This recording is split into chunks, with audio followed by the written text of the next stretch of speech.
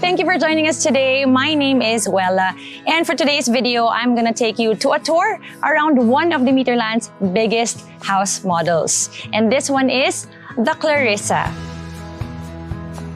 So the default floor area of the Clarissa is 160 square meters. But this one is the slightly expanded version, which is 164 square meters. So we're gonna go inside and find out ano ba yung mga changes na ginawa ni client. Okay, so join me.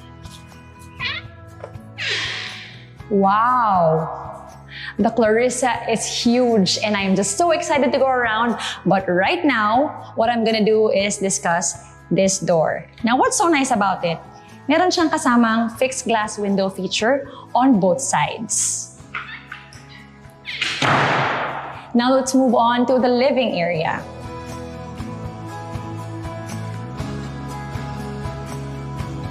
So off the bat, you will see we have wide series switches. Yan. Easy access siya, so when you enter, madali siyang pindutin. You don't have to fumble in the dark. And then, since this is our layout, we can put a two-seater sofa right here. And if you notice, we also have a telephone outlet right here. So this is where I would put my side table and also my telephone, if you still use landline. If not, you can use it for your internet connection. Now, notice the tiles. I just have to mention that this is not part of the default package. This is an upgrade, so it's really, really nice. You can also do that. And now let's move on to this wall naman. If you notice, we have our sockets and our provision for the cable connection. Now, this wall is expansive, okay? So I can imagine putting a 60-inch TV right here and hindi pa rin kayo malulula. It's gonna be very nice. Now, for me, I would put an accent wall right at the center, but that's me. And then let's move on to our ceiling. Okay, so all the houses of Demeterland are equipped with cove ceiling, but right now we haven't put the fixture yet because that is totally client preference. But mind you, all the pin lights are included. Now let's move on to the dining area.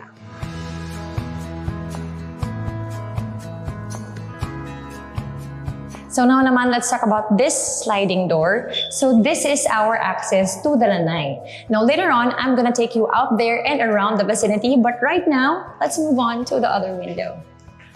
So if you notice, ang laki niya, it makes all the natural sun come in, and I just love, love, love that. Now, as for the ceiling, now, this is a bit different. This is a drop ceiling as opposed to the cove ceiling we had in the living area. And I just have to mention that these features are included if you opt to do it in your dining area. So any Demeterland house yan, pwede mong gawin. And again, we did not put the lighting fixture yet because that is totally up to the client. But all the pin lights are included. Now, let us move on to this door. Ayan, meron naman tayong door. Now, what's so special about this door? This is your access to the service area. Now, what's so nice about that is, if you need to put in your groceries from the outside or from the carport, hindi mo na siya kailangan idaan sa iyong sala. Especially if you're, very meticulous, ayaw mo ng kalat, you can use this as your access. And again, I will take you out there. But for now, let's move to the kitchen. And since the Clarissa is huge, syempre, huge din ang ating kitchen. And what I love about this is that ang dami niyang storage space. And notice also, all the cabinets are handleless. This is again another special feature, added feature by the client kasi ayaw niya yung may handle. Yan. So, ang dami nating pwedeng ilagay. This can be your pantry. You can put in all your food, chips, whatsoever you want to put there. Plates, totally up to you. Here naman, since meron tayong socket, this is where you will put your microwave, your rice cooker, your toaster.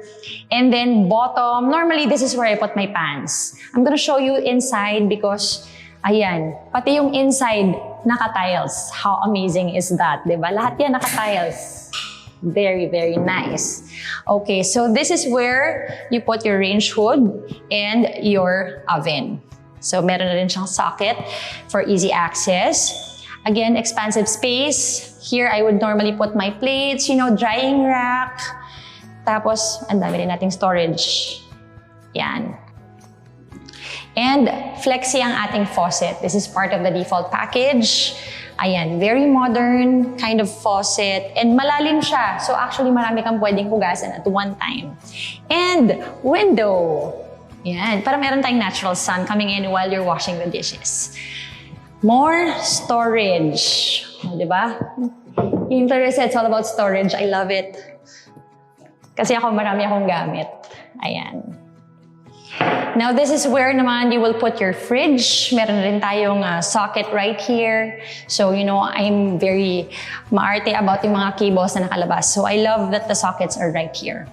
Now, let's move on to this panel board. Now, what's so special about these panel boards? Because ako din nagtataka ako, ano bang special? Bakit siya divided into 3? Okay, so what's nice about it now is that if you should have anything, you know, service maintenance on the first floor, pwede mong patayin all the switches on the first floor. At least may kuryente ka pa rin on the second floor.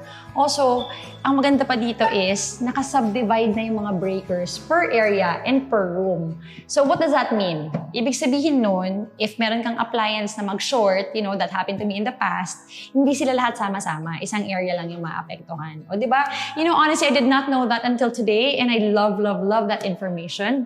Let's move on naman to the first toilet and bath. There. So all of these are included in the default package. Actually, the default package includes an accent wall. But our client now, who owns this house, she opted out of the accent wall kasi gusto niya mas class and mas plain lang siya. So it's right here. Ayan. So there you have it for our toilet and bath at the ground floor. And now let's go to the guest bedroom. Wow, for a guest bedroom, this is actually pretty big.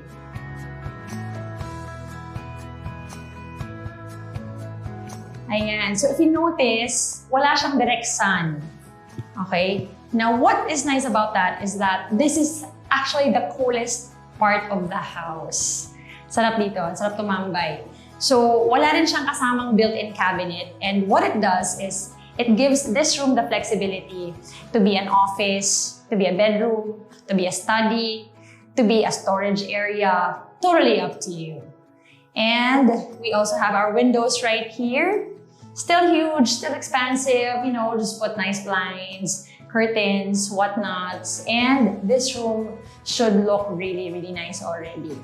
And as per safety compliance, all of our bedrooms come equipped with smoke detectors. So now let us move on outside. This is our guest bedroom once again. And now let us move on to what the client has done as per expansion. So like I mentioned earlier, the default Clarissa comes with a floor area of 160 square meters. But this one, 164. So hanapin natin, nasan yung extra 4 square meters na yun. So here it is. We moved the stairs to the side. So it gave our living area that added space. And I love it. Kasi what I would do is I will put like a console table over here or over here, you know, picture frames, flower vase, and we are good to go. It also made our storage area right here, great use of space, a bit bigger. So naka-tiles din yung loob. Perfect. So with the added 4 square meters, we were able to customize the stair layout. And what it did was that it emphasized our signature corner window, which is now situated on a high ceiling. Ayan, so very emphasized ang high ceiling natin. And notice also na naka-drop din siya. Ang class lang talaga kasi I can imagine, you know, putting a chandelier there. Ang grand na ng ating entrance. I love it. Now join me as we go up.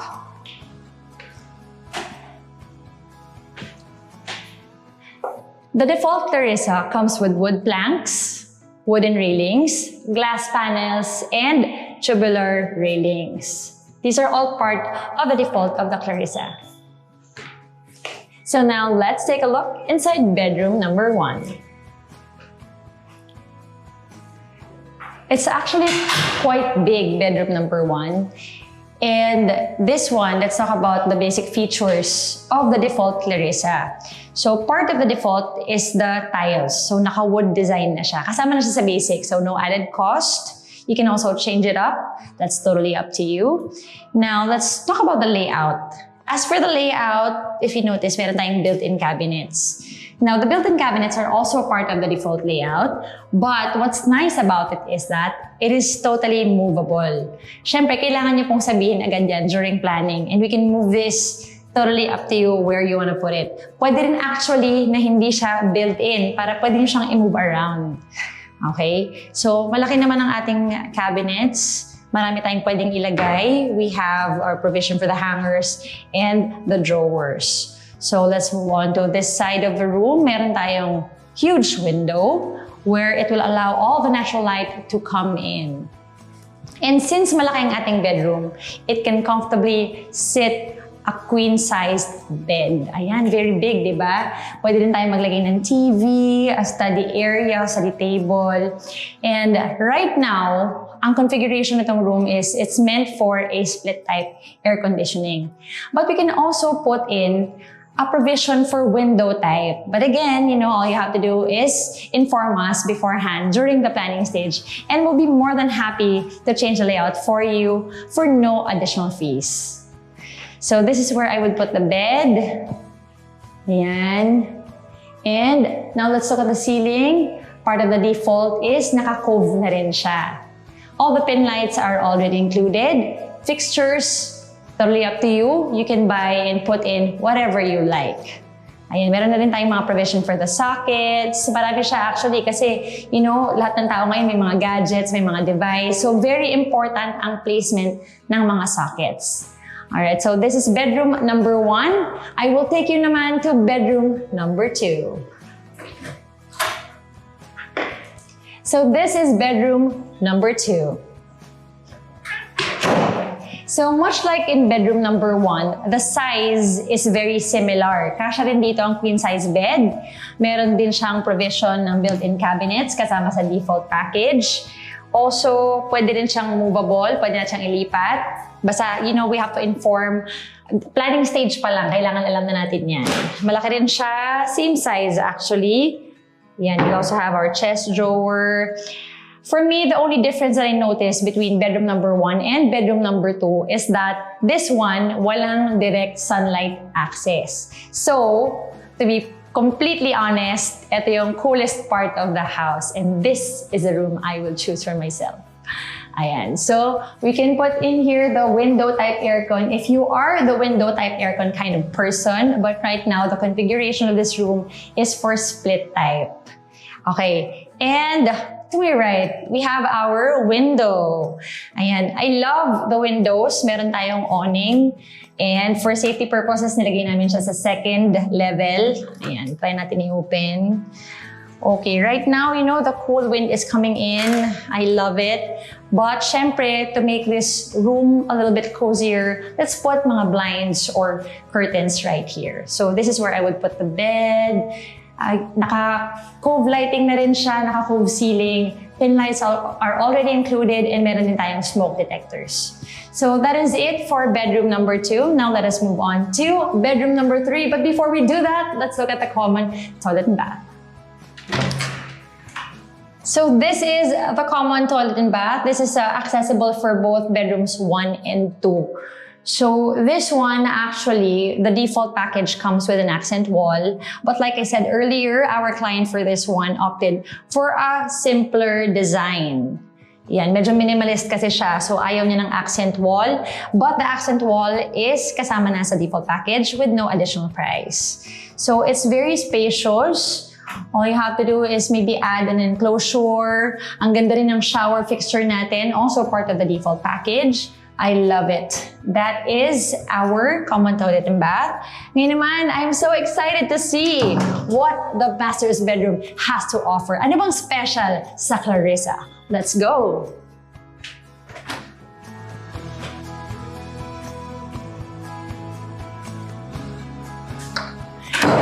Now, this is what I call a master's bedroom. Grabe, ang laki niya. Okay, let's talk about the features. Meron din tayong cable provision here. So if you want to put your TV here, pwedeng-pwede. Kasya rin ng 60-inch TV. That's how big I would go. And meron tayong windows over here. Meron din siyang awning. Nilagay din namin sa second level, for safety reasons. So walang masushoot dyan na anything. Very delikado kasi yun. Alright, and meron tayong mga wide series switches over here. And of course, our sliding door access to the balcony. Later on, I'll take you there, but right now, let's move around the room. And again, meron tayong isa pang window over here. Because Demeterland is all about perfect lighting, natural sun. Di ba nakakaaliwalas ng room? Kung meron akong room and blinds, iakyat ko lang yan every morning. And that would be absolutely lovely for me. Meron pa po tayo ulit na isa pang window over here. And, okay, I failed to mention, meron tayo ditong provision for our landline. Should you have a landline or should you use it pa? If not, you can use it for your internet connection.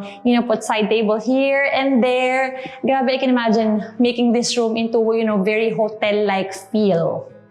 So this one can comfortably fit a king-size bed. Ganun siya kalaki.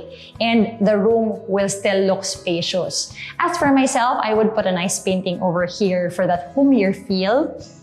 And, okay, my heart, a walk-in closet. I am so excited to see na meron siyang walk-in closet.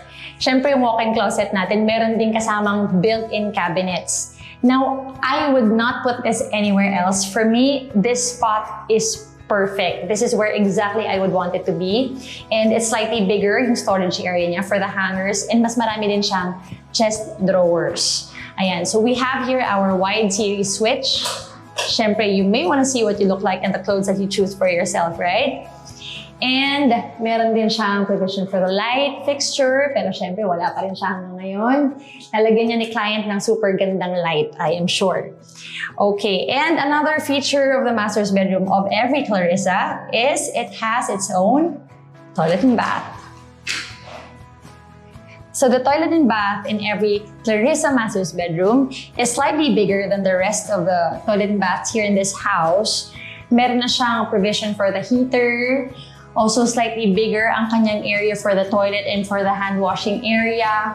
Now for this one, hindi rin natin nilagay ang accent wall, but that's okay because again, here at Demeterland, everything is all about client preference. So mag-a-add na lang tayo ng mirror, towel racks, and enclosure. Now the enclosure is not yet included, but this is something that you can request upon planning stage and we'd be happy to install it for you for additional cost. Alright, so moving on, let us now go to the balcony.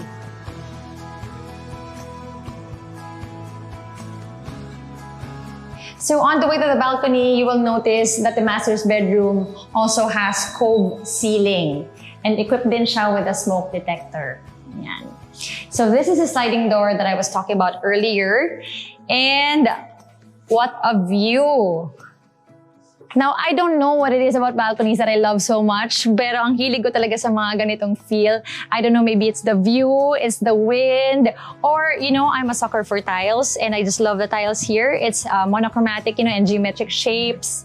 The sharp lines adds to the class of this unit talaga. Amazing.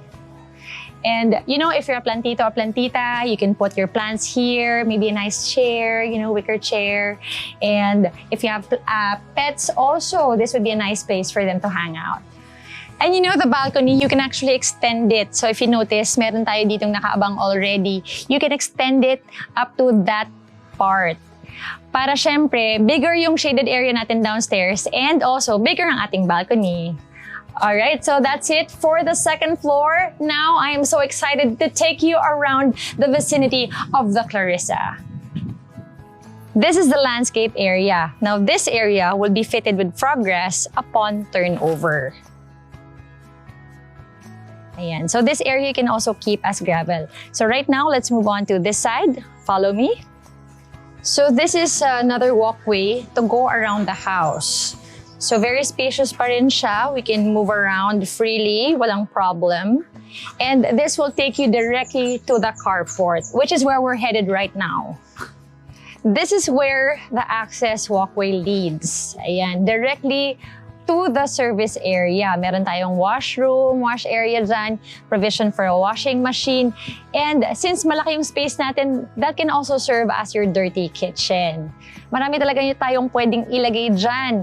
And what's also perfect about this area is directly connected siya to the carport. So if you have groceries, pinamalengke, you can put it there.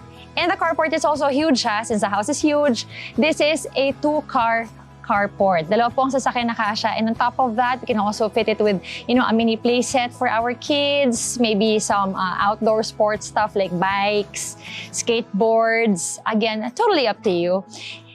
Also, another great feature is, subject for approval by the subdivision, you can also cover this up. So, pwede natin i-extend yung kisame para nako-cover din yung carport natin. So, at least when it rains, or if you want to have a party, you can throw it right here. And it will be really nice and absolutely perfect for that, if you're into that. Now, as I mentioned earlier, meron tayo dito nga door, which leads directly to the house. But this way, you won't have to go to the living area. If you have stuff to bring in, diretso na natin siya sa kitchen. Hindi na natin magagambala yung mga tao, or if you have guests right there, we won't be a bother to them anymore. So this is a really nice feature of the Clarissa. So now let's move around the house. This is the lanai. And this one has 3 access points. Main gate, carport, and from the inside, dining area.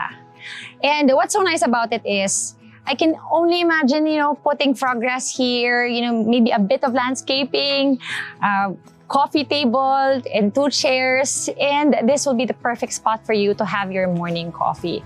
Of course, as you bask under the morning sun. Lovely, absolutely lovely. So soon you will recognize that what these 3 stripes mean is this is the signature 3 stripes of every Demeterland house. And for added elegance, meron tayong slats here and there. Ayan, meron tayong grooves. For the Clarissa, it's brown and gray. And what I like about this is it adds elegance to every Clarissa house. After all, the Clarissa is under the Elegant series of Demeterland.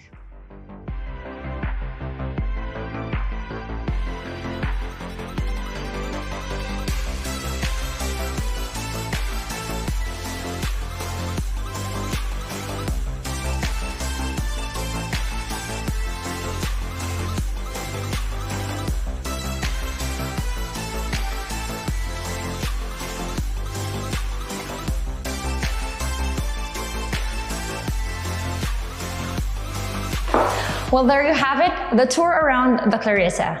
If you like what you saw and are interested, please contact us via our website. That's www.demeterhouses.com, and any one of our agents will be more than happy to assist you. Again, my name is Wella, and I will see you on our next tour.